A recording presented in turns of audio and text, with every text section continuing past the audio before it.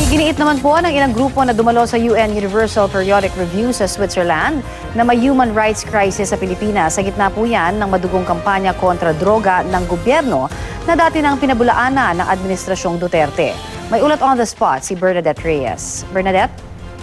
Connie, ayon sa mga human rights group na dumalo sa UN Universal Periodic Review sa Geneva, nagpahayag ng pagkabahala sa war on drugs at extrajudicial killing sa Pilipinas ang karamihan sa mga bansang dumalo sa pagtitipon.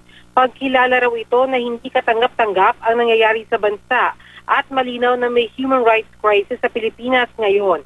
Kabilang sa mga naging rekomendasyon ng mga naging bahagi ng delegasyon ay ang pag-imbestiga at pagpapatigil sa EJKs, sa involuntary disappearances, at sa mga biktima ng torture at human rights trafficking. Kailangan din daw itigil ang pagbuhay sa death penalty at sa pagbaba ng minimum age requirement para sa criminal responsibility.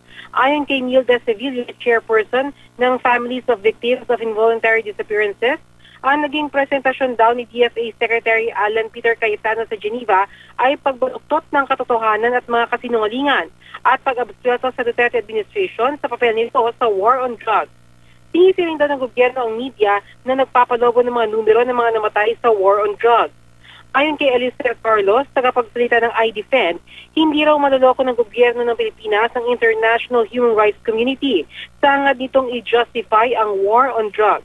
Sinayang daw ng gobyerno ang pagkakataon para sa isang produktibong talakayan kasama ang Human Rights Council para sa mga realistiko at epektibong approach sa drug issues sa bansa.